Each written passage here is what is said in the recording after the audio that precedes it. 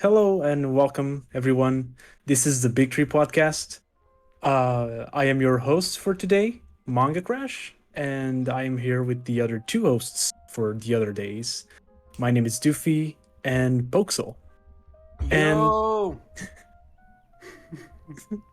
I was waiting for Doofy to say something, Oh, but he did I not. didn't recognize that it was my cue to say something as well. I was just trying to compose myself and figure out how I wanted to present my facial expressions. And I thought too much about it and I kind of tuned out to the world. But hello, everyone. It's me, Doofy, infamous grinder and content creator. I love this man. I love that man and that other Everybody man. loves me. Huh, thank you. Yeah, so today we were going to do the 3x3 of music because we still have music and games to go through. But because as we are recording this is actually the day where we got the news of the passing of the Yu-Gi-Oh mangaka Kazuki Takahashi, we decided that today we're going to do a special episode just on Yu-Gi-Oh! Because I think we've all kind of grown up with me with the normal one, the original one, The and you guys normal with one. GX, Are the you- normal one. Are you trying to imply that GX and 5Ds are somehow anormal? Huh? What do you mean by GX that? looks GX looks the most normal actually because the original one is, I don't know. I never saw the GX, but like GX feels like it was built already with the idea of the Yu-Gi-Oh card game. Mm-hmm. Whereas the Yu-Gi-Oh! The original anime, I don't know. It is a little bit different, I guess. It feels like the rules aren't really there, at least in the beginning. And yeah, It's interesting that you even bring that up because I mentioned earlier that I'd started reading the manga today in celebration of Yeah. Takahashi's life end. If you know anything about the Yu-Gi-Oh manga, it's quite different early on. Yeah, for sure. I've read like the They first volume actually as well. they did an original adaptation of that early on. Yeah. The manga is even darker than what the anime adaptation Yeah. of that. Like this is before Duel Monsters that we're talking about. Great stuff written by him. I do want to say, although like his death is very very sad, we're gonna try to keep this podcast episode as lighthearted as possible because that's just our podcast nature. So we're gonna try to talk about like our favorite memories with Yu-Gi-Oh, what Yu-Gi-Oh means to us, and why we love Yu-Gi-Oh, or etc. like that. So yeah, we're not gonna be like super depressing or try to have that dark tone in the podcast today. Yeah, I don't think it will fit our Yeah. style, anyways. exactly. It's a So, celebration of his 100%. life, Exactly. and I kind of Actually, no, you go, please. I was gonna say he has another manga that I want to check out. The comic he released I guess a couple years ago. It's a Yeah, volume-long manga. I was inspired today to look up at the other works that he looked at, and I was quite surprised to know that there was more than just Yu-Gi-Oh there, though I shouldn't be. I'll just pull it up on AniList really quickly if I can. So he's got a few series. So he has Secret Reverse, which is like a Marvel thing. I don't know what that is. Yeah, I saw a post Hero- that, like Viz is gonna translate that one shot, I guess, recently Yeah. or soon. And then there's the comic, which I don't know what it is. Is it like a one shot? Yeah. I think it's like a volume-long manga that was on Jump Plus, and because I've always wanted to read it because it's short, Right. so yeah. He Yeah. also I will say one of the coolest things that he did do is didn't he literally he worked with the anime team on the Yu-Gi-Oh movies and stuff if I remember correctly. there was Oh, Like the Dark Side of actually helped Dimensions. animate. Yeah, Yeah. Dark Side of Dimensions he helped animate. That's why Yeah, it looks which is so crazy to flippin' me. good. Well, He yeah, there's not um, many mangaka that actually are super involved with the anime. yeah. mhm. His Tezuka being like the exception. he's also I didn't know this until today, but he wrote the story for the Yu-Gi-Oh! GX manga. I didn't realize that. I'd always known that the manga of GX came out after the anime, and so and I had read it before. I knew that it took a different route entirely, but I had no idea that Takahashi, literally just wrote the story for that. So it was pretty interesting to find out today as well. Yeah. 'Cause 100%. So there's a lot of places we can kind of talk about, I guess, Yu-Gi-Oh! And I think I kind of want to pick up on a point Crash mentioned a little earlier about how it's nice to start with Yu-Gi-Oh! Because you get to see the development of the game itself, whereas in GX it starts with the game fully developed and then kind of proceeds accordingly.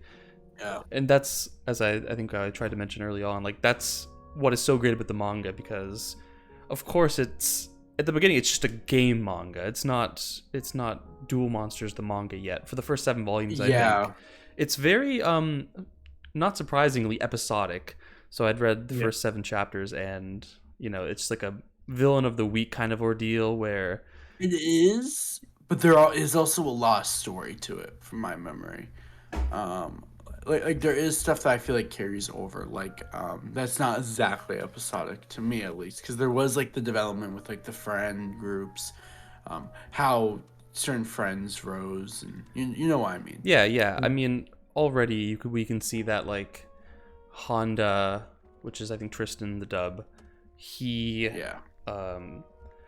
like, even though in the first chapter him and Joey are like bullies to Yugi and then kind of become his friends, Honda kind of carries like a hesitancy about befriending Yugi because he feels that Yugi's going to carry with him a kind of grudge, and so that kind of plays it over several chapters. And I think later on, like, I think Bakura gets introduced quite early, and obviously he becomes a main villain in the kind of Duel's Kingdom and a recurring character later on, so it definitely does have overarching elements, not to downplay that, but I think structurally, earlier on at least, I don't know how long this will extend, but it's very much villain of the week kind of ordeal. But I like that.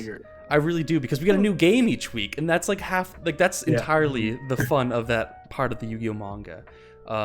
Like one of them, and they're so extreme if you know nothing about the manga and only know the anime. Like one of the games I remember was chlorophyll, what's it called? Some kind of like chemical, like the one that's used to like knock you out.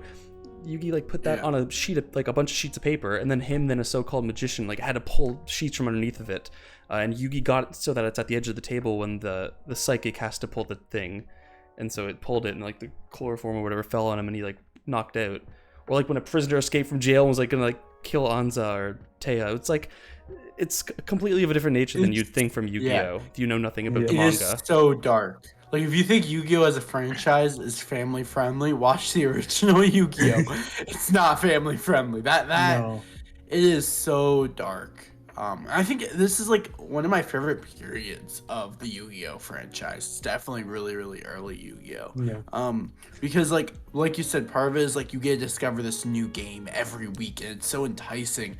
But it's also like this only happens to horrible people. Like these horrible games, at least in early Yu-Gi-Oh. For example, like there was one guy that was going to, it was implied that he was about to attempt to cuddle, Yugi's friend that's a girl. I can't remember her name. Taya? Anza? Taya. You know the scene I'm talking about, probably, by me referencing it. Yeah, I think. Because I've never read the original Yu-Gi-Oh! Manga. I'm going to, because of this news. I really do want to, just as like a celebration of his life and his work. But I have seen the original Yu-Gi-Oh! Anime. And I do know that the anime, even though the anime is super dark, like it is dark, it is only a fraction of how dark the manga gets with those scenes. Like, it is a heavily censored version of the original manga run, which actually makes me want to read the original manga. But I guess just overall it's really cool in my opinion. But I've read, I think, the first volume or the first 2 volumes, I guess, as well, but a while ago. But the one I always remember, the one scene at least I always remember, is like Yugi burns the guy alive by putting, I think he was like putting alcohol or something in a cup, and he puts like a lighter in his end.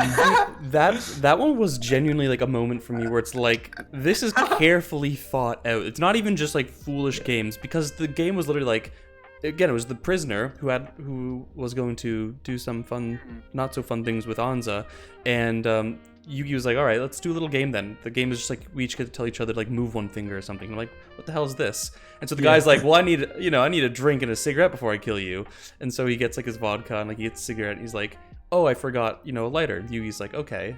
So the guy's like, you can move your thumb. So Yugi moves his thumb, lights the cigarette, then places it on his hand, and it's just like he's pouring the vodka into the cup with the lighter rest on his hand, and he can't move without like knocking the lighter into the vodka. And then something happens, he moves, boom, burned alive. Craziness.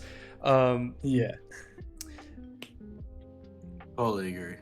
It's just so insane. But, and again, I've only read the first 7 chapters, so I'm not sure how it eventually transitions to Duel Monsters. But I'm under the assumption that they just eventually bring in Duel Monsters as another one of these games, and it happens to stick a lot, and then they run with that. Is that kind of, this is my understanding of what happens? Yeah, because I've seen the original anime, and it kind of like it's basically that. Like they play games, and then the games just always have like this dark twist at the end that you don't expect, and then that's what every episode is like. It's a banger every episode because the dark twist is usually like for being a series that's considered a family-friendly show. Like I've said, you would not expect the original Yu-Gi-Oh to be what it is, but it is all geniusly put together by the author. Like you can tell that each game must have taken an insane amount of time to think of. I do know how Duel Monsters came about. Pretty much eventually he introduced Duel Monsters to Yu-Gi-Oh, and it became a fan favorite game, and people wanted it to return, so it came back, and then he just started making the series about Duel Monsters. But like, as much as I love Duel Monsters Yu-Gi-Oh, it feels way different than how like OG Yu-Gi-Oh feels, and there's no way to get around that. I enjoy both series, by the way. Both series have their pros. Yeah, but I am kind of curious to know if he wanted this this change in tone, or if he was just like kind of forced. Because it is like I've only read the manga early on, and then I saw the original anime when I was a kid, so I also don't know what transitions, but it feels very different from each other, like you said. So I'm kind of curious to know if you just kind of wanted to do that. I wonder if it was. Oh, sorry, Doofy, you go. Yeah, no worries. Just briefly, I kind of suspect it's a bit of both, because I have no doubt that the editors would have had a heavy hand and be like, okay, this is clearly popular, you might want to chase this more. And so there's definitely pressure from that perspective. But I also just question like how sustainable that almost Monster of the Week type of coming up with a new game every week thing is. I think that's really demanding. So I think he would have got burnt out. Like I think he did 68 chapters maybe of that kind of original formula. I think it's the first 7 volumes that Viz is labeled just Yu-Gi-Oh! Then it moves into Duelist, I think. Yeah, and then it gets to Millennial World. They divide it up differently. I definitely agree with you, Doofy. I feel like I feel like it's like don't get me wrong, Duel Monsters is a lot of work to still make episodes on. It takes a lot of time and energy to do that. But compared to like the original format, like the amount of time it must have just taken them to think of like the new game and how complex, because these games are complex, and a lot of them make a lot of sense in how they work and how they function. So like I think it was a little bit of like, one, the editors might have been pushing for him to do this, but on the other hand, you could so quickly get burnt out by how much just the sheer amount of work it would take to produce an original Yu-Gi-Oh chapter. Duel Monsters is still a lot of work. It's just I feel like it's definitely less than like the original 70 or so chapters. Right. Especially. Yeah, I agree. Especially. No, you first. I've said a million things already. I need somebody to limit me, because this fucking poison in a can is just gonna make me run my mouth for 2 hours straight. So I need people to be hard limiters. Exactly. Maybe it was also like with the addition of like, what is it called? With the addition of like how one could make the Yu-Gi-Oh! Duel Monsters profitable. I mean, you gotta think he created an entire card game out of Yu-Gi-Oh! Duel Monsters. So like, maybe that was another angle that he took a look at. Like, it was way easier to merchandise Yu-Gi-Oh! Duel Monsters than it is Yu-Gi-Oh! So yeah. Yeah, for sure. For Shueisha, that was a big deal, for sure. Because Yu-Gi-Oh! Is like the second most popular card game. I think it's under Magic. I think it's like should be number one. but Because like that's another discussion. Pokemon Yeah. is a thing, but like who knows how to play Pokemon? Let's talk about it. I feel like people just bought Pokemon cards because they were cool, not because they Yeah. knew how to play with them. Oh, I was going to buy a Pokemon card yesterday on where I bought the hat that I showed you guys before we started recording. That's gonna appear in the podcast when it's ready. But yeah, I went to a Chinese store where I think I mentioned in another episode where I bought the fake Yu-Gi-Oh cards. Mm-hmm. And they have a lot of like fake Pokemon cards now. And one of the cards that they had was just like on its own. And it was Pikachu dressed as Asta from Black Clover. And it was just so weird. So fucking good though. It was. I pondered on getting it, but I didn't. I did took some pictures that I don't have here, but of some bootleg stuff that I might show. I kind of want to show you guys on either later this episode or some other episode. Mm-hmm. Yeah. I do want to add a level of respect I have for the author, because I mean I've read some stuff about him. I have like on the right I have his Wikipedia article pulled up and a few other things about him. But just something I'm noticing is he started as a manga artist all the way back in 1982. I mean, according to Wikipedia, so I don't know if that's accurate, but I'm gonna assume it is because that's a pretty common fact probably. He did not find success, it says here, until he created Yu-Gi-Oh, which was 1996.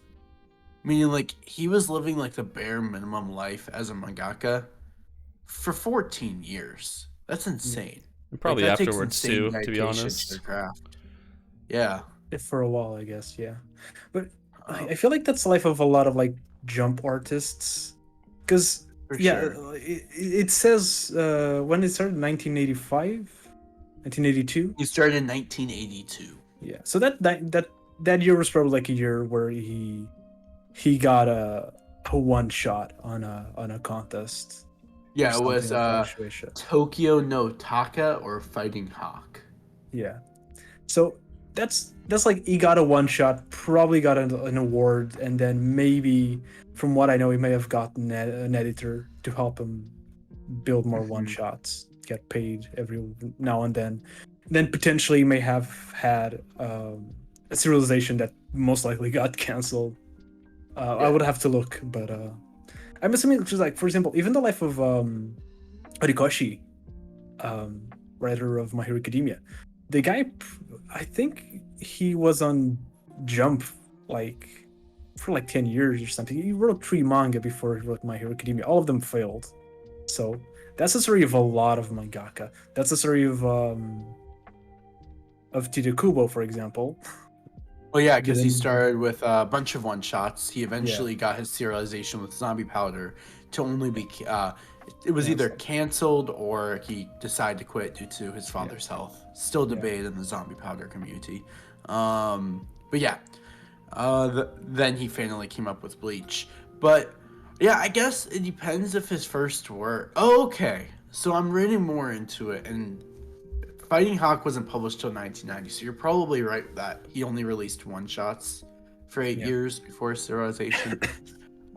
Still impressive. Like, I always find mangakas to be pretty impressive, the fact that they can stick in on probably close to very little income for so long before they get something that blows up and is popular, like for Titi Kubo being Bleach.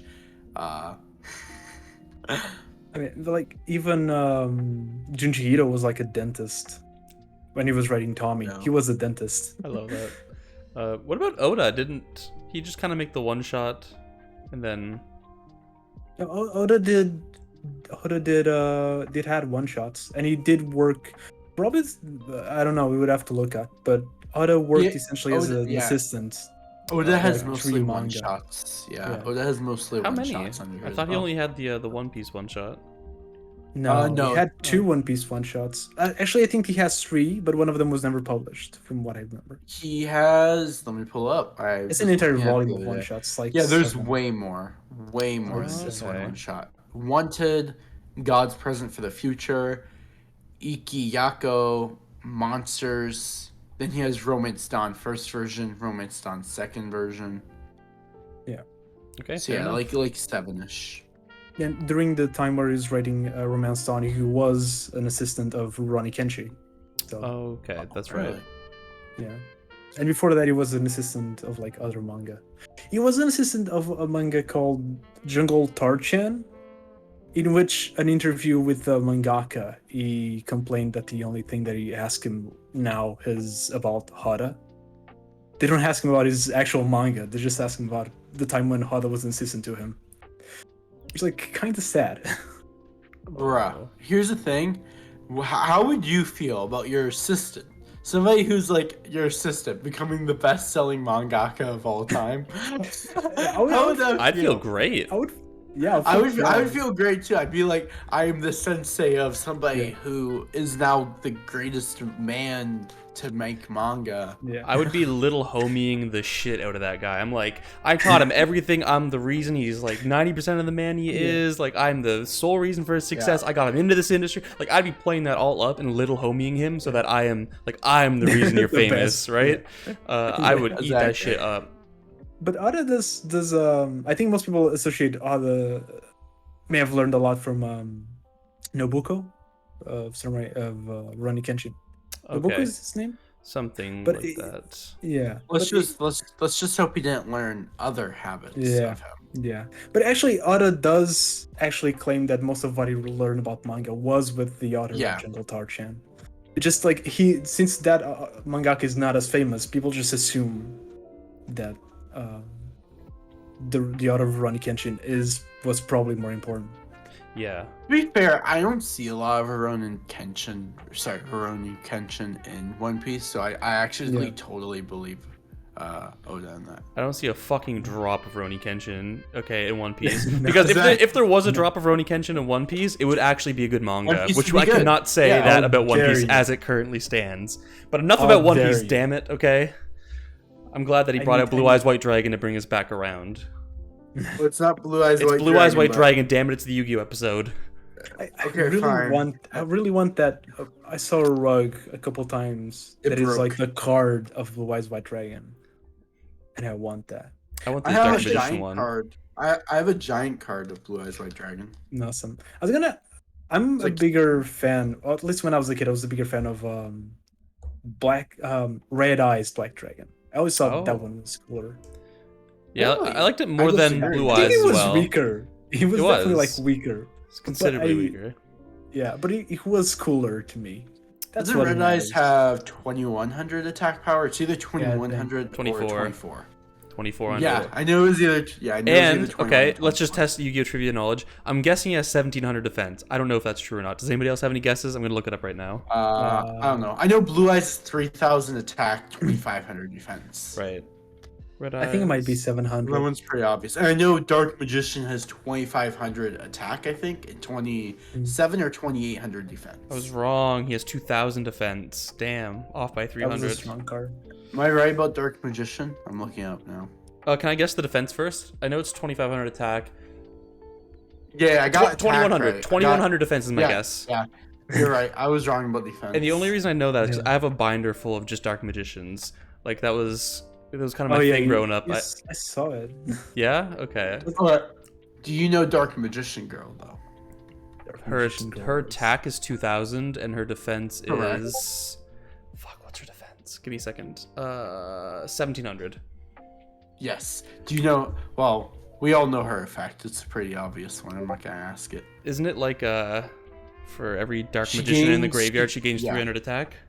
Yeah. I'm yeah. so fucking good, dude. I'm so good. We need to enter a And Yu-Gi-Oh either trivia. players. Yeah. Oh, We need to do sorry. a big 3 plus a bunch of anti-tubers Yu-Gi-Oh tournament. With like only OG Yu-Gi-Oh allowed. Like only cards shown in the first 2 Yu-Gi-Oh series are allowed in the tournament.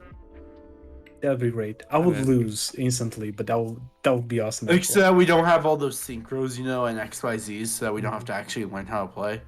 Bro, Just okay, we kind of already leaned into the topic. I'm doubling down. I still think that like Synchros was peak Yu-Gi-Oh. Okay, and I disagree. and I Prior to doubled Synchros down was on that because listen, prior to Synchros, the whole fusion era was not fast enough, okay?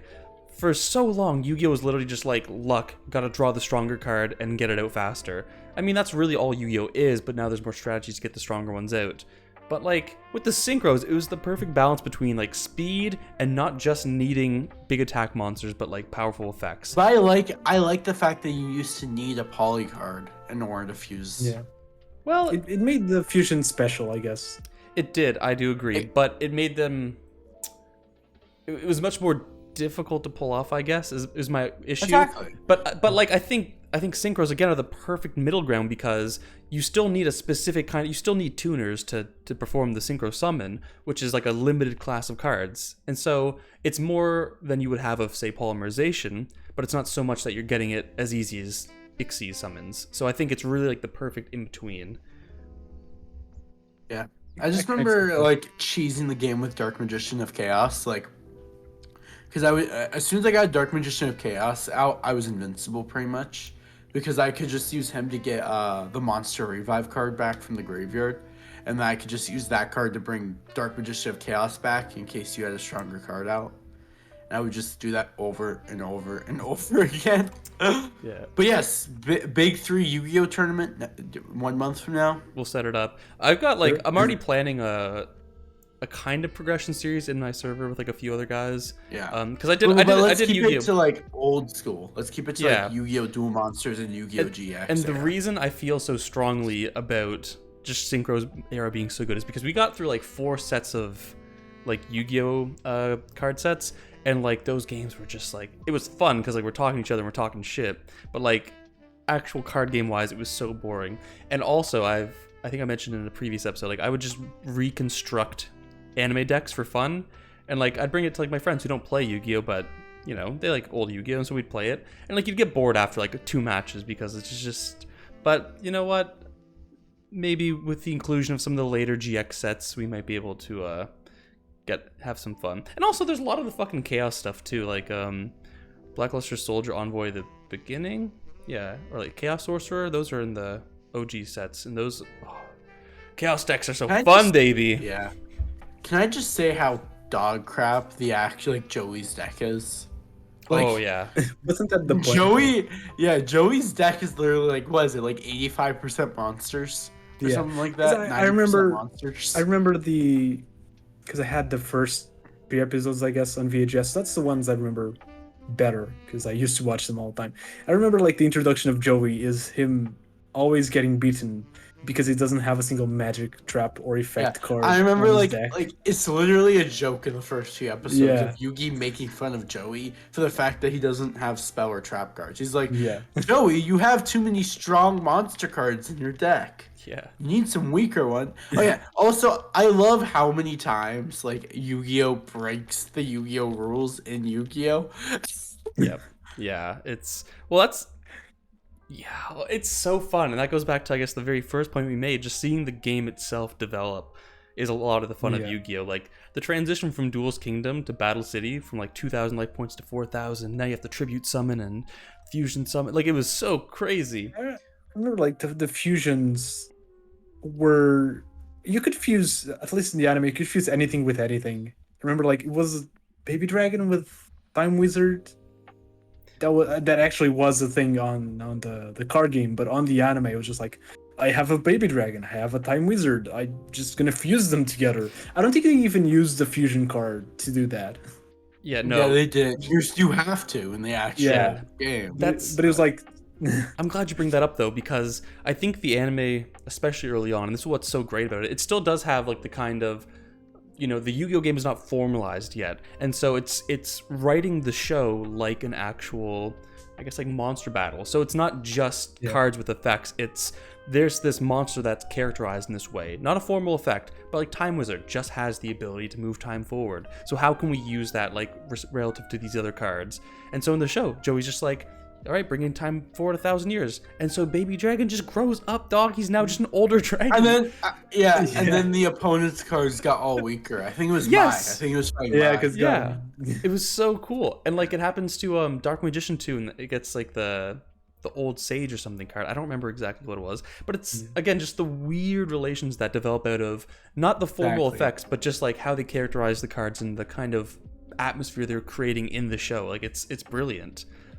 It just brings this entire vibe that like playing the game you don't get, because these monsters are coming to life, like literally. Yeah.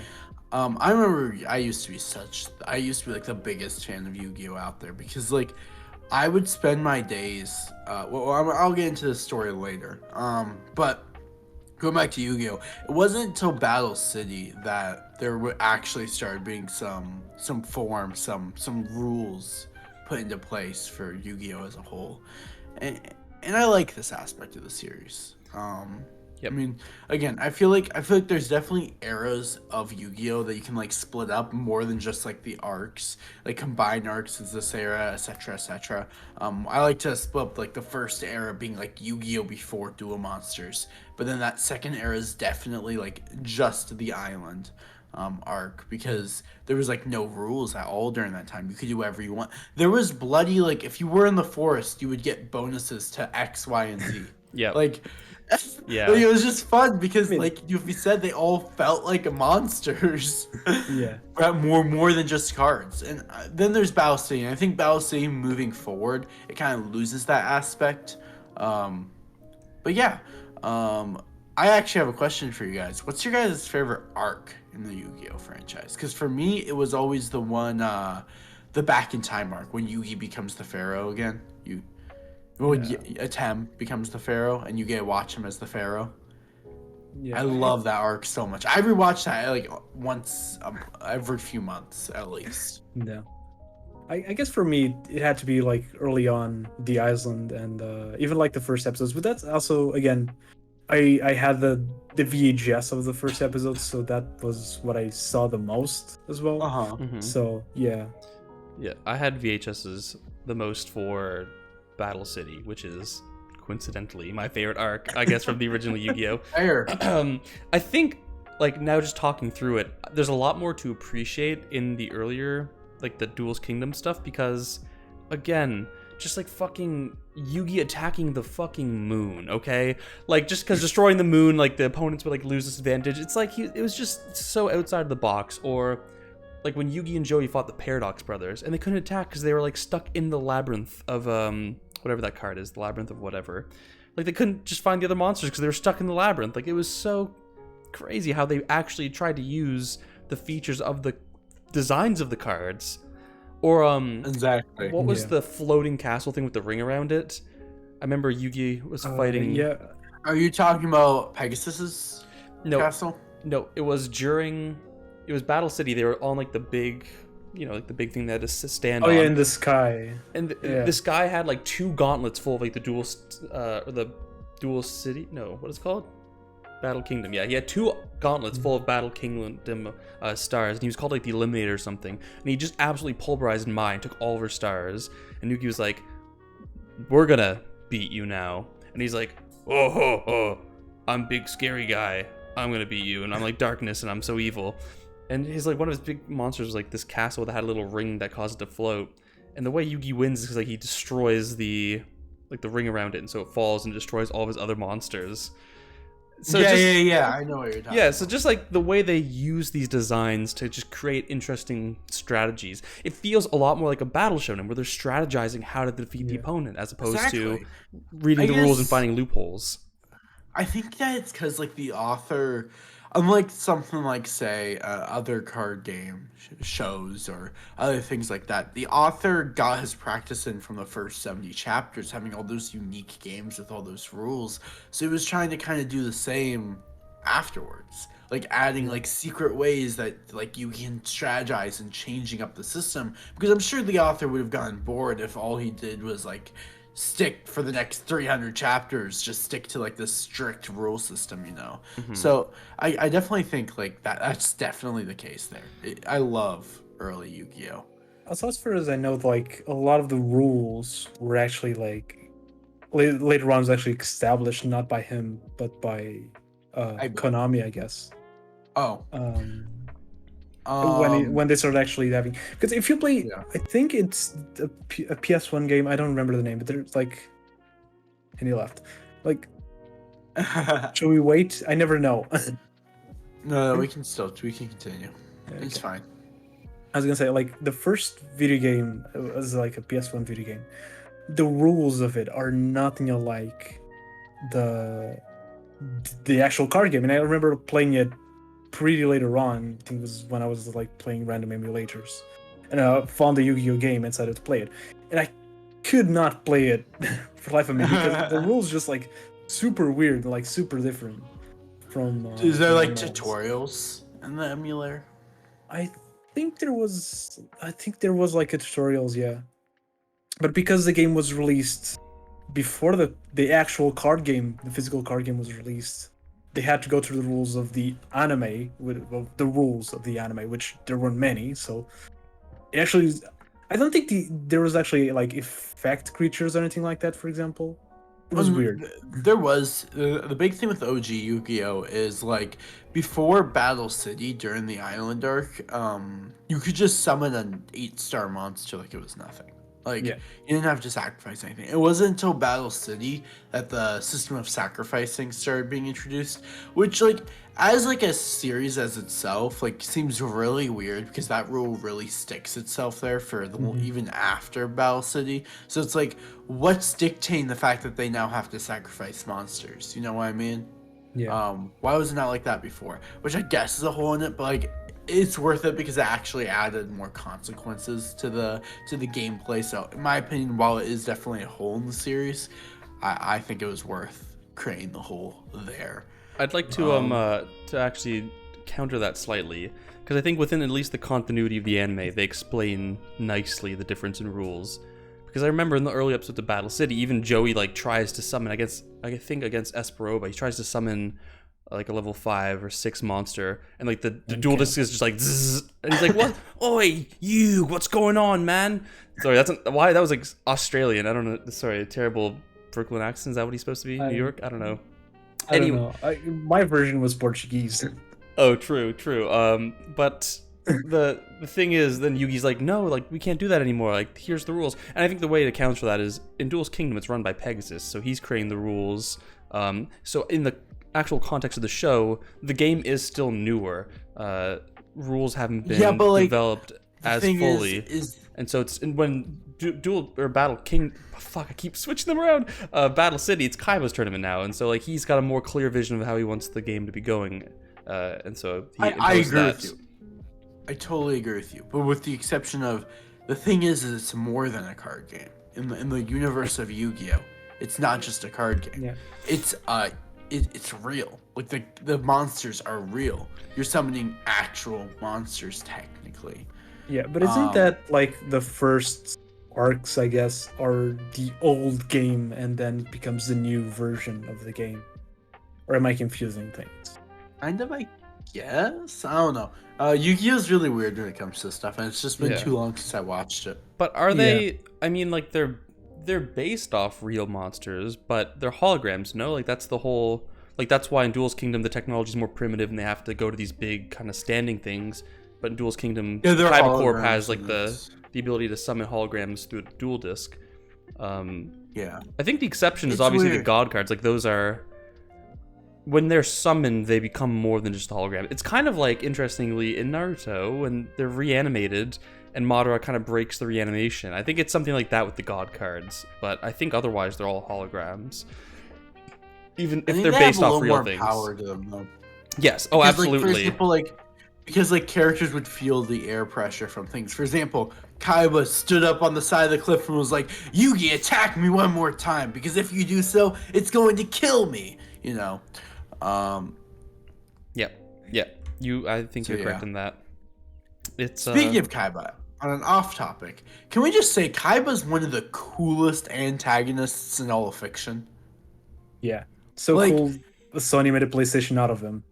I forgot on my antagonist list when we started it, I forgot to put Kaiba there. Like looking back at my antagonist list, I would have so put Kaiba there because there's times not only is he just sick and cool, he has really great character progression. He has a really great backstory, and I just remember the scene where a guy raises a gun to him. He's just like, "Oh, you think you have me?" Flicks a Yu-Gi-Oh card, which gets stuck in the gun and stops the gun from being able to shoot him, and then he just punches the guy. Oh my gosh. It was the coolest thing ever. And I don't know if it was 4Kids that did these or if these were in the original anime, but there's like these Yu-Gi-Oh songs that appear every so often in the series. One of them is like something about battling with brothers. It happens when Joey and Yugi face each other. But then there's one with Kaiba called "You're Not Me," and That's from the Yu-Gi-Oh movie. Yeah, that's from the Pyramid of Light. Yeah, You're not me. It's so fucking good. Yeah, exactly. It's from the Pyramid of Light, but I think it's also in something else too, though. Because I remember him like riding in the motorcycle and like leaving and the song playing in the background. But oh my gosh, I was addicted to Yu-Gi-Oh in 7th and 8th grade, even though it was not cool. I remember printing out the lyrics to that song and just bringing them to school and trying to memorize the lyrics, listening to like the music in the background with my headphones on, sneaking in class because we weren't supposed to have headphones on, but I would put a headphone in anyways, trying to like memorize the song. And I got like really down. I had like all the Yu-Gi-Oh songs like memorized. And I just love the "You're Not Me" one. It's so good. Dude, I had like a burnt off version of that album because it was just so good. That, and I actually owned the real like Music to Duel By CD because it went so fucking hard. I don't remember the tracks now though. I'm gonna look it up, but Music to Duel By Yu-Gi-Oh. What do we have? I had that. Heart of the Cards, Yu-Gi-Oh theme. Summon the Dragon, World of Yu-Gi. I don't remember how any of these go, to be honest. No matter what. I remember that one. Oh, dude, these are so fucking crazy. I'm gonna listen to this after the podcast. I only remember the I guess the intro song, the opening. It's time to duel. Yeah. No, that's great. That's great. But like going back to Kaiba just a little bit here. I just love like because like that the "You're Not Me" song, you know, like it's a great song, but like the lyrics actually make sense with Kaiba's character, you know, like he's like this entire character that like nobody can really like understand and feel, and he can't trust because he has money. This is one thing that I think like a lot of like bigger YouTubers have to go through. A lot of people that are famous, you don't know who your friends are. Like, are they being your friend because they want to be your friend? Or are they just pretending to be there? And that's what Yugi kind of introduces to Kaiba. Yugi genuinely wants to be friends with Kaiba. Later on in the story, of course. Not at first, but later, like, at first, Kaiba was pretty much a rude a-hole. Yeah. He almost killed his grandpa, so... Yeah, quite literally. Yeah. But, like, later on, Yugi kind of introduces that role where he just genuinely wants to be Kaiba's friend. But, like, this whole time, Kaiba just deals with people coming in and literally, guess what? Telling him what to do. So, just overall love that song. But then also, like, outside of that song, Kaiba's just a sick character. The man takes over this entire company. I love, like, Kaiba's backstory episodes. I don't know if you remember them, Doofy. I don't know if you remember them, Crash. But they were just incredible. It was just all about how Kaiba took over his company and, like, was just cool. Like, in general. Like, he was just cool. But, like, there's nothing Kaiba can't do to not make cool. The man has a blue eyes white dragon jet. Yeah, like, that's pretty fucking cool, yeah. He's also... I just love the fact... he's so obsessive and dedicated to his craft, too. Like, I'm just remembering, again, the Pyramid of Light, and it starts with literally just him rerunning, like, simulations about how to beat Yugi. Like, it's just... he's so freakishly obsessed with it. And I appreciate that dedication. However, he creates an entire space station for Yu-Gi-Oh! He does. He's very, like, again, that dedication and his influence, like, there's whole theories about what happens in future Yu-Gi-Ohs and, like, why none of the original characters show up in, I think is it Zex that they don't show up in? I don't remember. Yeah, I think so, because Arc 5 is the one where they're all coming from different dimensions and blah, blah, blah. I don't remember very well. But, my caveat was just going to be, I think GX handles the rival better, but... I'm not gonna derail now. I do want to ask because I don't know. The other Yu-Gi-Oh are in the same universe because I always thought that they weren't. GX's. It's contentious because GX is like the direct sequel because we see Yugi, we see Kaiba probably. Pegasus, we see him. So I also greatly disagree on that rival take that you had on GX. I think That's Yugi fine. and You can Kaiba have be one of the wrong. best rivalries ever. I'll let you be wrong. Star right, correction right. But as for like how the whole Yu-Gi-Oh universe works, 5Ds is like in the distant-ish future in like Neo Domino City after like a big event happens. I don't remember. I'm blurring the details. What's the one with the motorcycles? Yeah, 5Ds. 5Ds. It's I 5Ds. don't like 5Ds. Boo. I saw one episode of that on TV, and I think I laughed for 20 minutes. No, guys. To me, when I watched 5Ds, I was just like, okay, so now it's just Yu-Gi-Oh on motorcycles. This is ridiculous. Yeah. I mean, it is like I saw like a random episode. I was just like a zap. I know that was still I know, a thing. Yeah, I know that there's some narrative in it about classism and like something about this, but I don't know. I when I was a kid and I was watching it, not a fan. I think I made it to like 100 episodes and I just dropped it. Like that was the first time I dropped something Yu-Gi-Oh related. And then after that, I dropped like every single Yu-Gi-Oh series after that. The only ones that I've ever finished is GX and Duel Monsters and the original. But yeah. Yeah. Yu-Gi-Oh! 7s is dog crap though. I tried watching one episode of it and I couldn't get through it. Yeah, I don't like the approach they're taking with it now to kind of simplify the game and appeal to a younger audience again. I very much dislike it. I don't think that's what the Yu-Gi-Oh! Universe needs, but I think commercially it probably does because of how the game snowballed into what it is. Yeah, I do think 5Ds had a really interesting protagonist from what it was. It's just, it wasn't, to me, it just felt like, it just started feeling ridiculous to me at that point. I'm sure there was some like really good narrative in that I hear all about. Yeah. What do you think of Zexal? Because with Zexal, for me, I made it about a season in, and then I stopped watching it. I've watched only the first 24 episodes, which is like roughly the first season, and I didn't love it, but from what I can tell, like the second like series of Zexal is supposedly like incredible. And so I do kind of like, once I finish school and I have all this free time, I kind of just want to like go through 5Ds again because I desperately need to. But then I want to go like finish Zexal. I do want to give 5Ds a shot.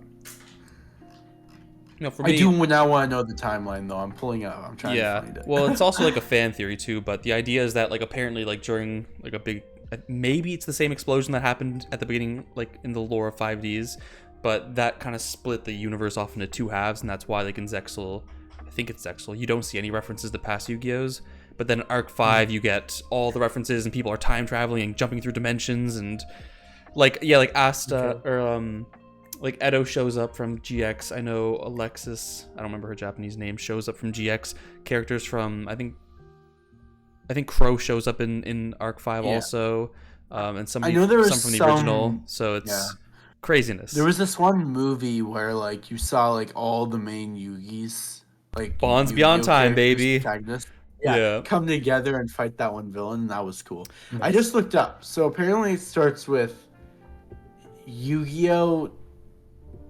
Then it like splits into two different dimensions. One of those being, this is really confusing. Oh my gosh. Yeah. This feels like those videos explaining Legend of Zelda timelines. Yeah. No, this is worse than the Fate Watch Order. Oh my gosh. Yeah, because in Arc 5 they introduced like the Synchro Dimension, the Fusion Dimension. So it gets very intricate, but I don't know the lore like that well, unfortunately. I understand now that tomorrow I will be spending my whole night drinking and learning this stuff. I think I got a good one. Okay, so it starts off with Yu-Gi-Oh! Then Atem leaves for the spirit world and goes into GX. Then GX has two timelines that go. Apparently Kaiba dies or Kaiba loses control of the Kaiba Corp. Yes. And depending on one of those, it either goes to 5DS or Yu-Gi-Oh! Zexal. 5DS takes place between 2017 to 2037, but Zexal takes place 2065 to 2097. Mm-hmm.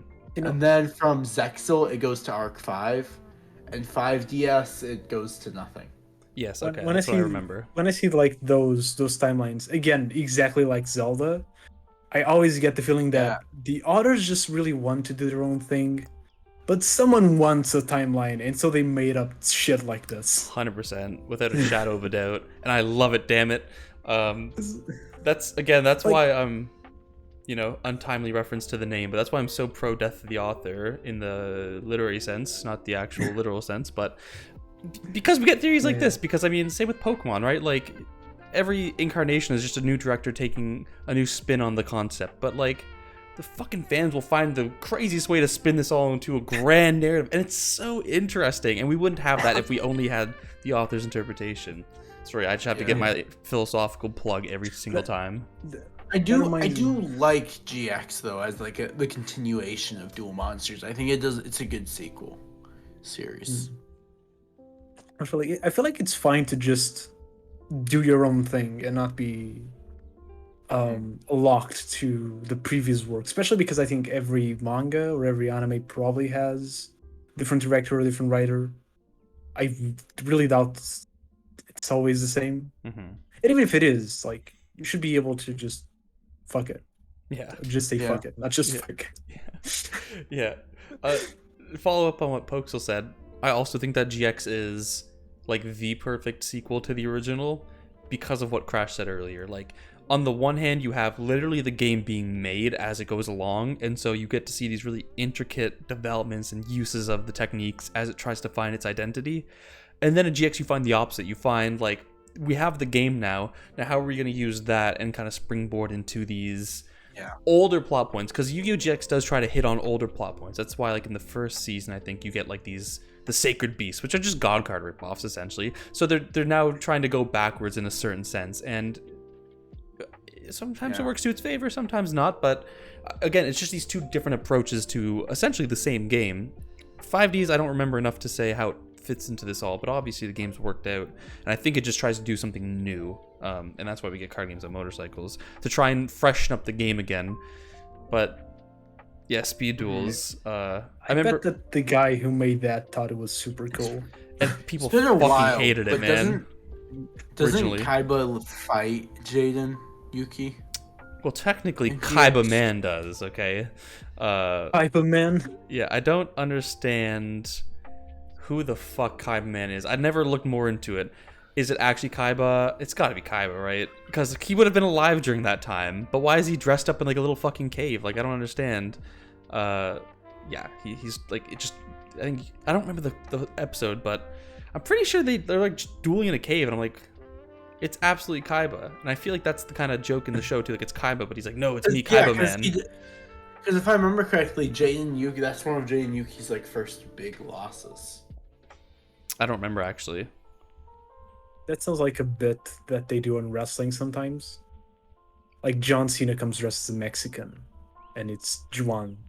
Okay. It's like yeah. there's like stupid stuff that wrestling. I don't think that one exactly is, but I think John Cena has once came like dressed almost exactly the same, but with a mask, and it was someone else. Hulk Hogan as well. I think Hulk Hogan had a mask and was like Mr. America. Like you could like look at it, it's like, yeah, it's Hulk Hogan. Okay, that could be the thing too. I'm gonna rewatch that episode. Actually, I'll put that on my list of things to rewatch.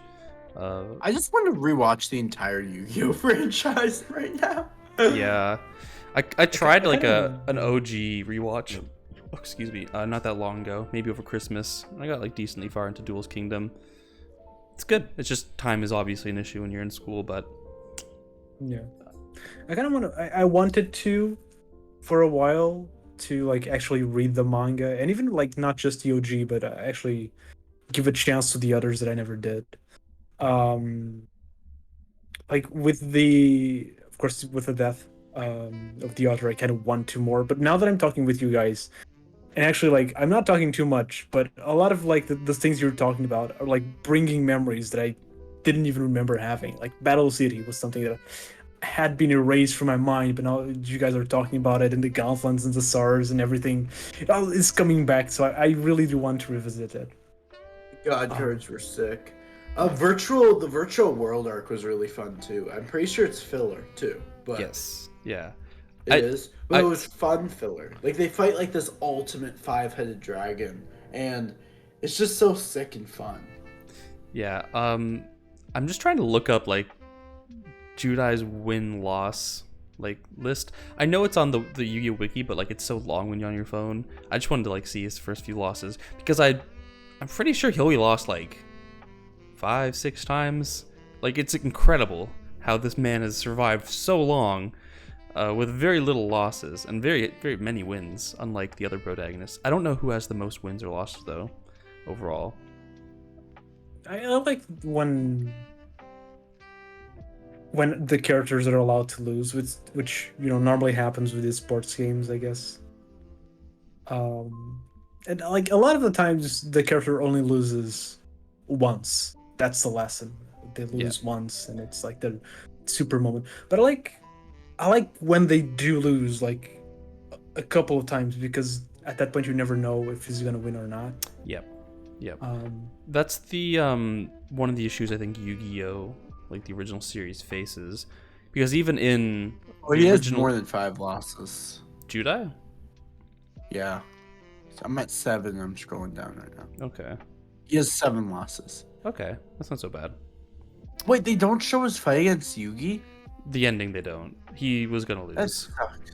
He like attacked Slifer with like fucking Neos or something, and like the attack point difference was massive, if I remember it. He was like 100% gonna lose, but like, officially it wasn't shown. Like he could have had a card or something set. I don't remember.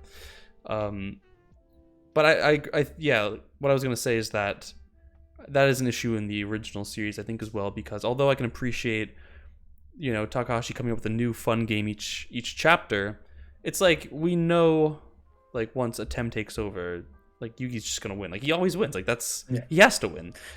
Especially because you have the whole thing where they lose, they die if they lose. But I think the thing there is finding how he's gonna win. Yes. That's always like the most interesting part. Whereas I guess with Yu-Gi-Oh, it kinda also, like for example, it's sports games like, I don't know, like basketball. Oh yeah, Yugi only lost 7 times in That's the canon. In the canon, yeah. Because Tem lost 7 times. Because Tem lost to Lil Yugi. He lost to. When did he lose to Joey? I don't remember. Probably a really important moment for Joey. Yeah, must have been. Yeah.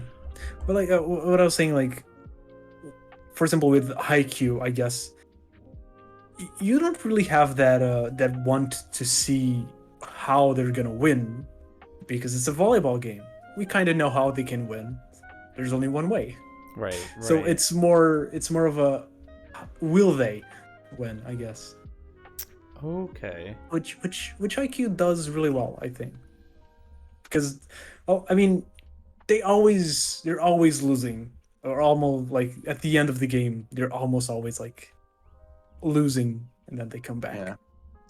But often they don't, which is good. Sorry, I was just hearing all the losses you did, and I got distracted. Yeah. His other one of his losses is Kaiba in Duelist Kingdom, because Kaiba was at the edge of the castle, threatened his life. That's great. Yeah. And also Pegasus before Duelist Kingdom, when the whole grandpa fight. Yeah. Rebecca Hawkins after Duelist Kingdom. Who the heck is Rebecca? That was from the Waking the Dragons arc, I think, which I believe is also filler, but is like one of the fucking coolest arcs ever, though, in Yu-Gi-Oh! Yeah, Raphael. He loses to Raphael in Waking the Dragon. Okay, so he loses 7 times, including filler. Yeah. Wait, no, because this is missing one. He loses more, because he loses in the Orichalcus arc once too, and loses Yugi. Isn't that is the fight against Raphael, isn't it? Oh, that must be, yeah. Okay, that is the Waking Dragons arc. Okay, my bad. Or wait, no. Yeah. It is Raphael. Raphael. Raphael, though, is like the Orichalcos arc, which is after Waking. Wait, is Waking Dragons the same as the Orichalcos arc? I think it is. Yeah, it is. Surely, right? Yeah, because the Orichalcos people were after the 3rd dragon cards, I remember. Whatever. Okay, my confusion was like, I always vividly remember like that one section where they're doing the duels in like this weird castle setting, and then I have like separate memories of just like the Orichalcos people going around, you know? Yeah, okay. I'm just gonna double check, but like anyways. Can I tell you guys like what was the most annoying thing that I had with Yu-Gi-Oh when I was a kid? Please. I think it What was, was it? I think it was the first episode, because the first episode is when Yugi fights a Kaiba. Is it? Mhm. I Yeah. think it is. Yeah, that is the first episode. Yeah. So Kaiba fights Yugi's grandpa for the super rare fourth Blue Eyes White Dragon. Hmm. And so he gets the fourth Blue Eyes White Dragon, and so finally he has all the Blue Eyes White Dragon, and then he just like turns the card, and like when I was thinking like, why? Because It's yours. Kaiba was an asshole. Listen, Yeah. there's Just two keep ways. it. There's two ways we can explain this. I think very reasonably. One, it's a fucking Chad power move. Okay, he says, It is. "Look at me. Look how rich I am." Boom. However, on the financial side, with one less blue eyes in the world, the value of the other three goes up a lot more. All right, so this could have been mall. right. Well, exactly. So now the other three are gonna be even more valuable because there's even less out there, right? And there's only one Which in person a to get it world from. that's rare, yeah, and in a world that's ran by Yu-Gi-Oh, I mean, government politics is ran by Yu-Gi-Oh. Yeah. These are Kaiba literally, can like- just sell those. Yeah, these are literally just stocks. Like these are the Yu-Gi-Oh world Yeah, equivalent yeah. of stocks. People like this. They're investing in Yu-Gi-Oh cards. Like the Blue Eyes White Dragon must be worth at least America. At least. For sure.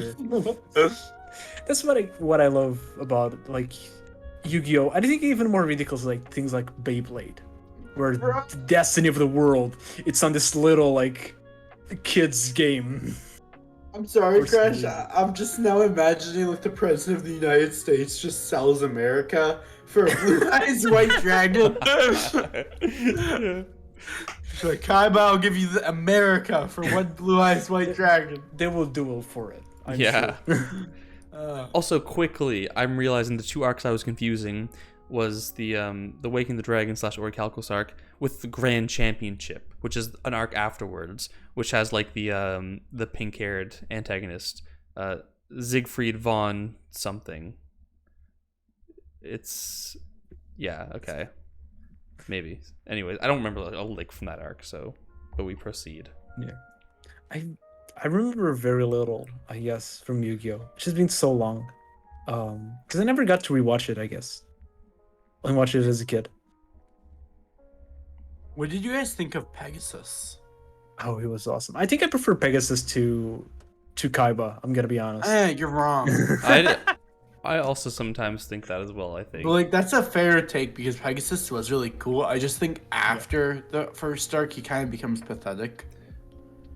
Yeah, I guess from the little that I remember after. Because like After the first there's a arc, few times that he appears, and then he appears in the movies as well. And like in one of the movies, Pegasus is fighting Kaiba, and he like easily loses.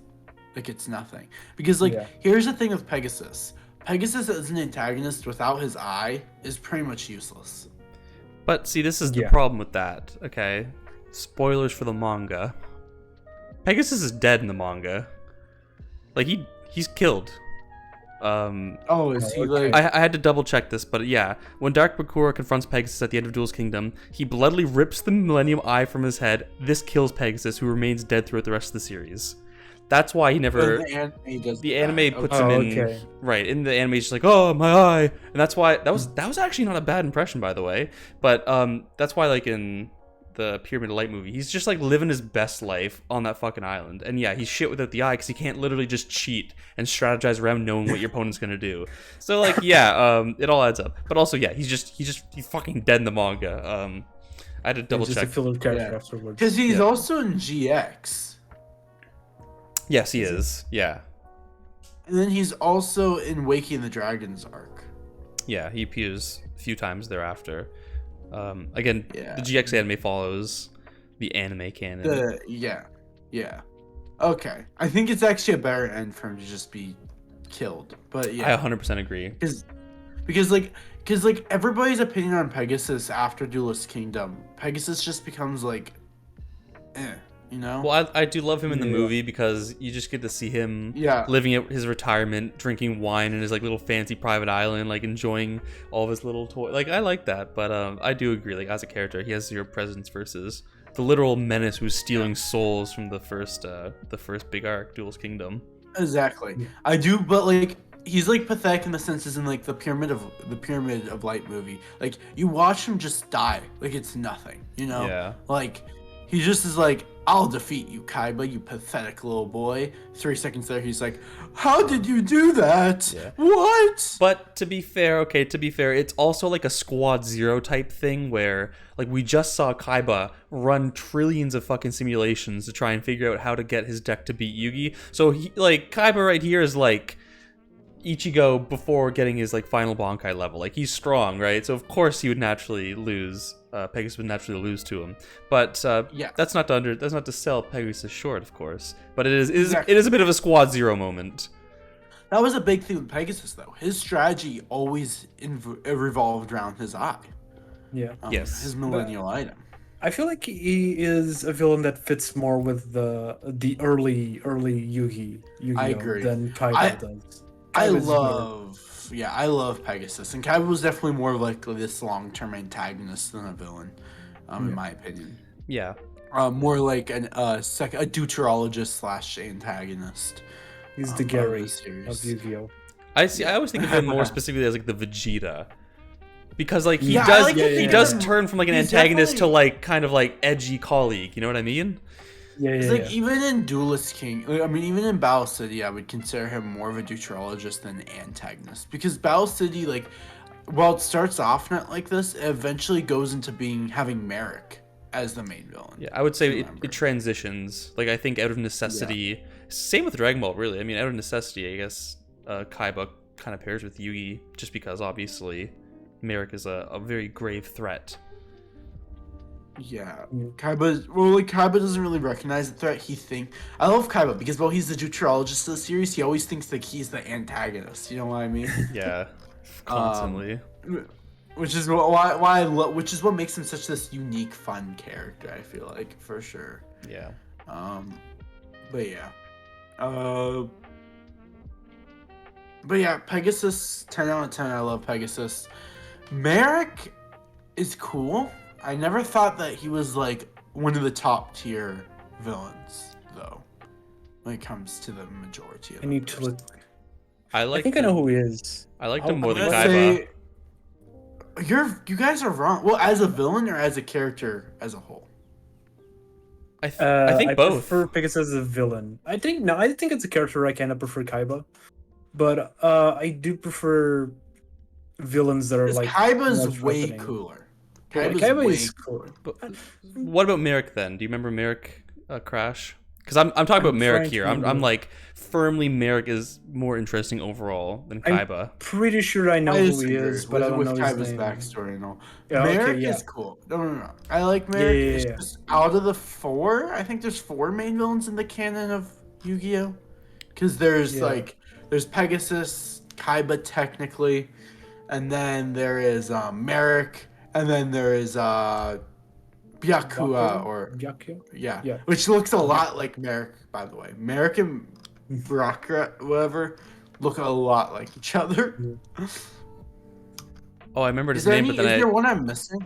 well, Darts. I guess his name Darts from the Yeah, Boy Darts. Calculus. Darts. His name is Darts. What was I gonna look up? It was Bakura, but that's the white-haired guy. Yeah. What was I gonna do? What point were we talking about? I was gonna look something up. Bakura is also pretty cool from what I remember Merrick. from him. He's also Yes. like I don't remember him being important. I don't think I ever gotten to the point where he was going to be important, or he just never did. I don't know. Yeah, I Merrick remember and, when it Merrick was and cool. Bakura look a lot alike when you're like not. Yeah. To me, as a kid, Big white hair, I they were the guess. same. I mean, they all. It looks like kind of a fusion of Bakura and Yugi, I guess. Yeah. Merrick was cool. I found him interesting and fun, but actually no, I think Bakura is definitely the weakest of the 4 villains for me. I think they're all fun and great, don't get me wrong. But for me, it probably goes Kaiba is probably my favorite out of the 4. Not as a villain, but just as a character. then Pegasus, just because Pegasus was really cool with like his eye and like his scheming around, you know. And then I'd have Merrick, and then I have Bakura. Again, all four I loved. It's just I'm a Kaiba stan. What can I say? Kind of interesting that Kaiba is the only one that isn't involved with the Egyptian lore, I guess. Well, he is. He's been but- Yugi's antagonist since the beginning of time. Okay, I don't remember that, or I haven't seen that part. Yeah, He was like a Since- reincarnation of like some sorcerer back then that would duel the pharaoh kind of thing. All I remember is he Okay. had a very tall hat. That's all I I remember. think in the But original, he was I think the in only the one- original, he led a rebellion against Atem eventually. But he If I was remember correctly. he was the only one that didn't have any of the artifacts. Right. Yeah. Yeah, Just he kinda didn't remember. didn't. He didn't believe in them until the very Yeah. end. Yeah. Like he thought like everything was a lie. That's like Yeah. that's half the. You know, that's actually something I have to appreciate more about Kaiba, at least with respect to his role in the series.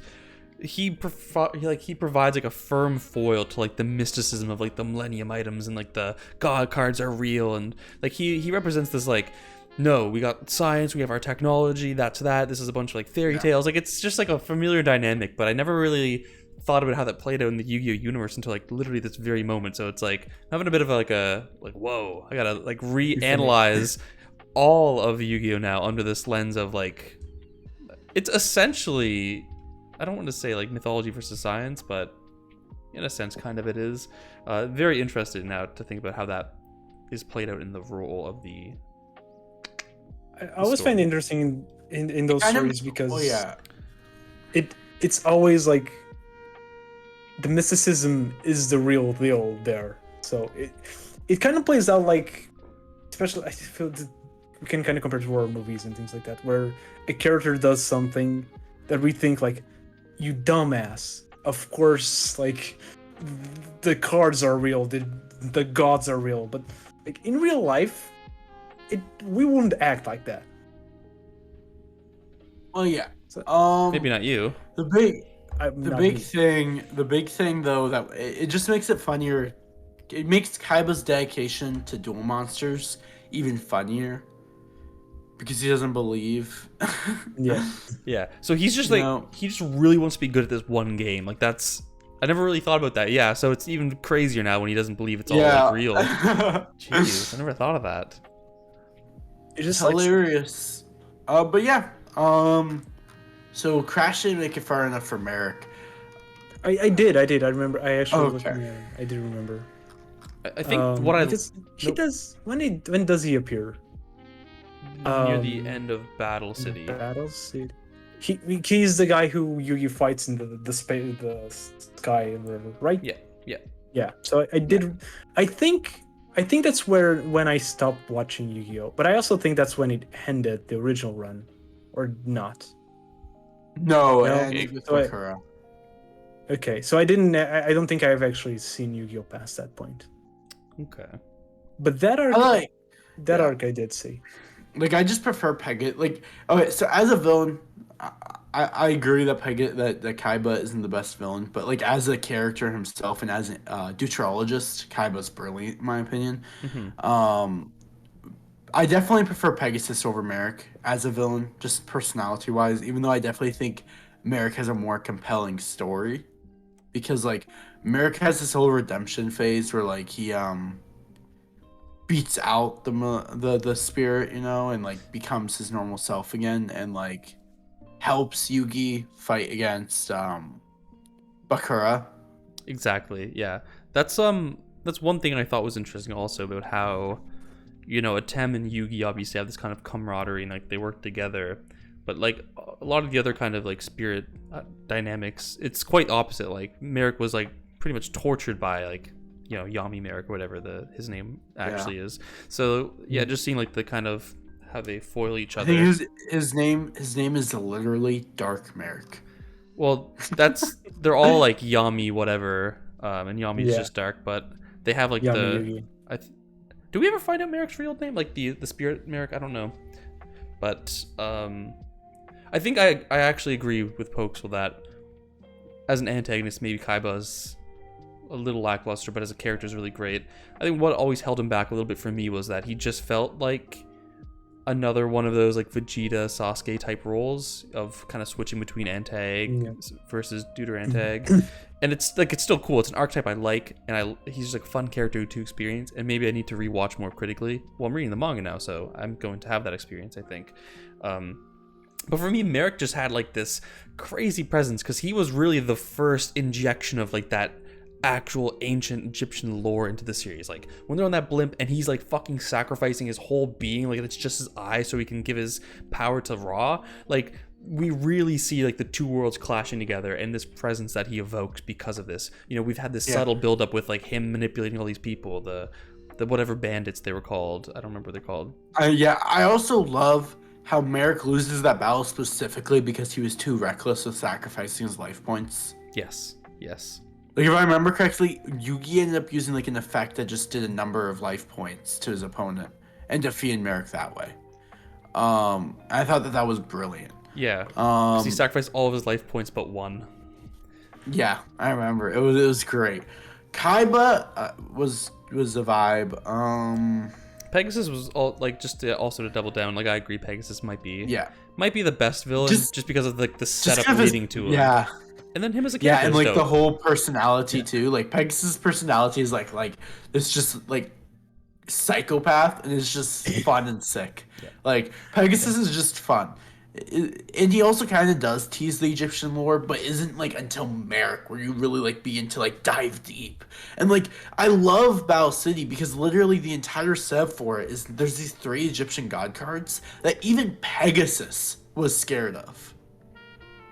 Like these are 3 cards that even Pegasus was like, you shouldn't have those. Like it isn't the best idea.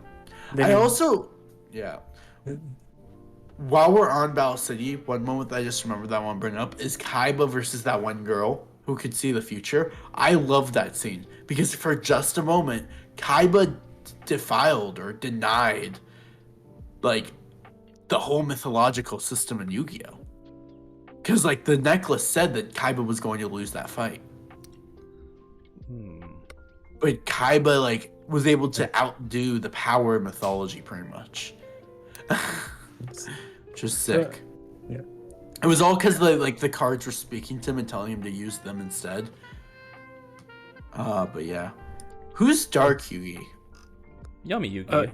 Yummy. Atem. Atem? Because why is he considered a villain then?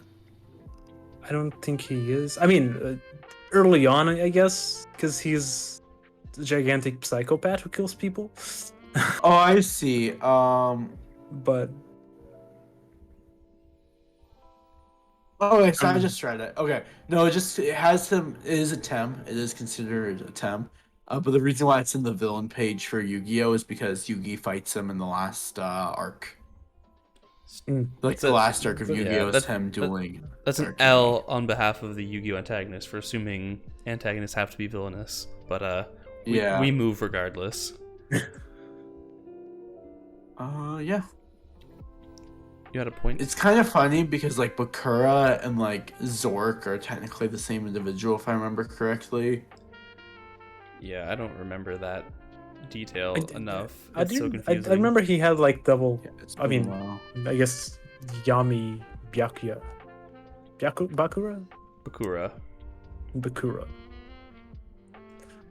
I am very confused because it has characters like Yami Merrick and then has Merrick Ishtar.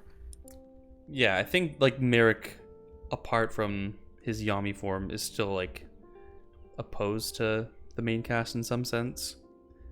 But yeah. Oh yeah, because initially he was like blaming Yugi for his like destiny to have to serve him or something like that. Yeah, the later part of Yu-Gi-Oh is so hazy to me, so I'm happy to be rereading it. I'm really actually excited to do this reread. It's gonna be fun. But yeah. Have you guys read the manga of the others to know if it compares to the anime, if it's good or not? Because I probably will read the manga. The GX anime is an anime original. The manga is like written after, based off of the anime. But I kind of want to give it a read anyway because apparently the mangaka of OG Yu-Gi-Oh also wrote the story for that manga, as Doofy was saying earlier. Yeah, I think in the case of all Yu-Gi-Oh series, the anime came first, and all the manga are now just like spin-offs of Yeah, the with the anime. exception of like the original and Duel Monsters. Right. Yeah. As for, I've only read like part of the GX manga because I used to read it in like the monthly Shonen Jump volumes we used to get over here in North America, and like I really liked it. I liked it because I'm already because I already invested in the world of Yu-Gi-Oh GX, and so just to see a completely different take on it, like Judai's like star monsters like aren't Neo, it's not even Blade Edge, not Sparkman, like it's a whole other set of elemental heroes that he like uses there, and I just think it's so cool. The antagonists are different, there's new characters. I don't think it's as good, but it's just nice to have new GX content as just somebody who loves GX is kind of like my thought process there. Does it stand on its own independent of the anime? I mean, you could read it. I just don't think that it's the best, the optimal experience. Okay. Because I don't know, you guys know me. I probably won't see the anime. Right. It's still, it still might be worth it because it's only 9 volumes, the GX manga, and it's, you know, Takahashi's story. So that alone might just make it worth an experience. But like, I think you need some level of commitment to Yu-Gi-Oh first. So Yeah. Well, we'll see how I'll be after reading the original. I mean, I did. Crash changes his channel name to Yu-Gi-Oh Crash. Yeah, you. yeah. There is no meme. There's no what? There is no meme. He's now Yu-Gi-Oh Crash. Yeah. Confirmed here. I mean, I am the host next episode, so I can just say today we're joined with My Name is Doofy and Yu-Gi-Oh Crash. Yeah, actually, my name is now Yugi. My name is Yugi. I wanted to see if I had like card, like the bootleg cards that I mentioned on the previous podcast to show you guys, but I don't anymore. I don't have anything. Shame. That would be cool. Yeah, if I was home right now, I give them all. Yeah. No, you can. Who'd you give them to? Yeah. Whose house are we going to? It was one of my cousins, but it was so long ago. I really doubt he has one. I think he just asked me to have them, to lend it to him, I guess, because I was too old to play Yu-Gi-Oh. Never and too then old Crash. Common never Crash saw them L. again. Damn. Yeah. I had a I don't know, similar. I feel like there's an age there where you all feel like you're too old for certain things that you will eventually go back to.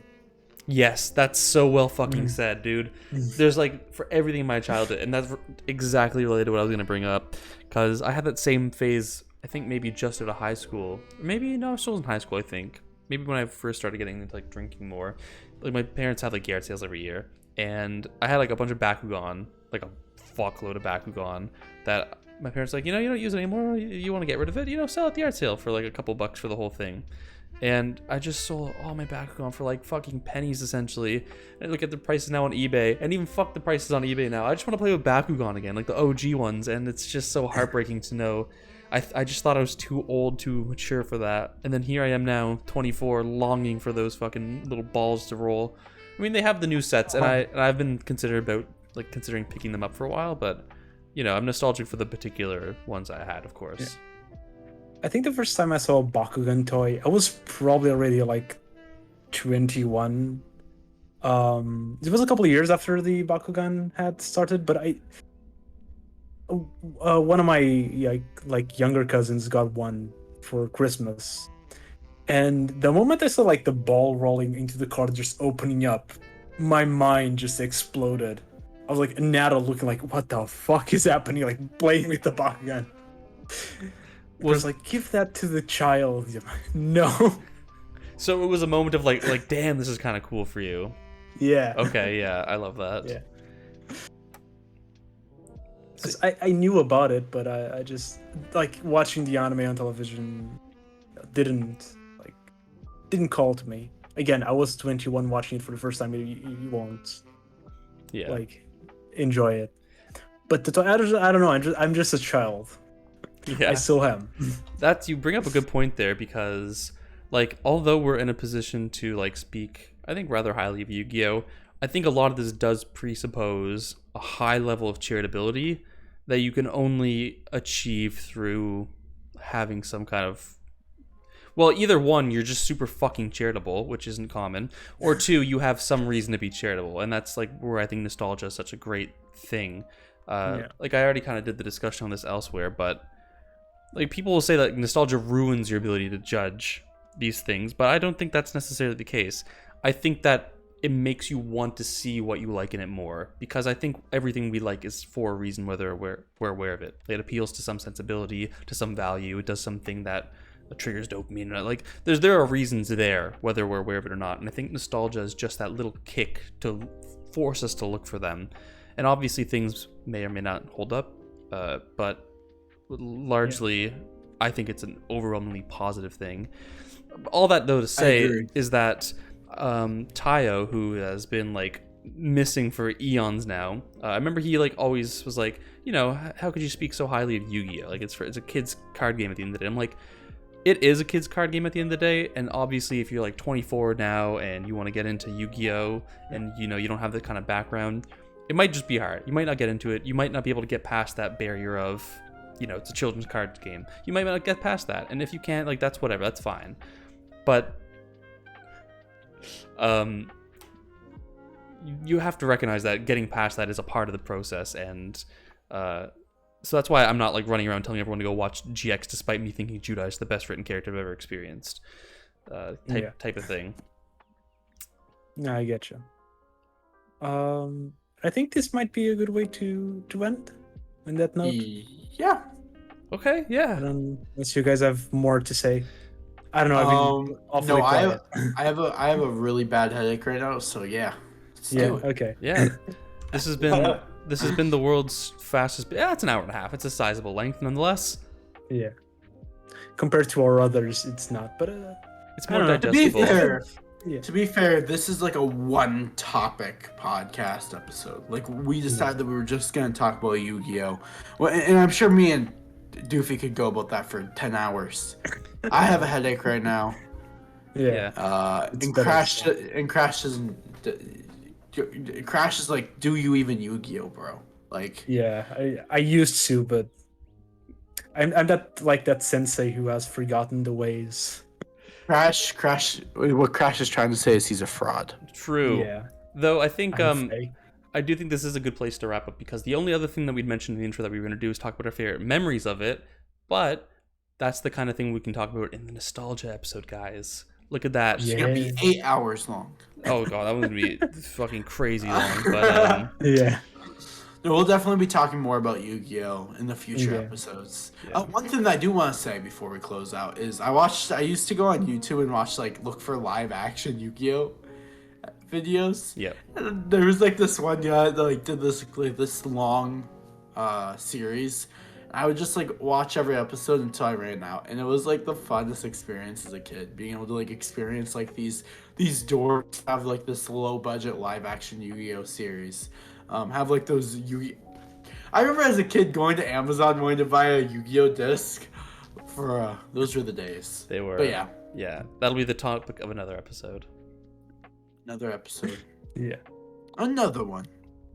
All right. So thank you guys for being here for this an hour and a half, and I guess next time we're going to be talking about music or games or something else. Oh. Or Pokemon. We'll see. Who knows? Fuck or it. Pokemon. It could be Or anything. Minecraft. We might get Yeah. easily Or manga. distracted. Manga. Among Us. We don't talk about manga here. Among Us. Mongus. Amongously sus mongus. Sus. You're kind of sus because you went on that bus. I feel like now I'm gonna make we're a losing. fuss.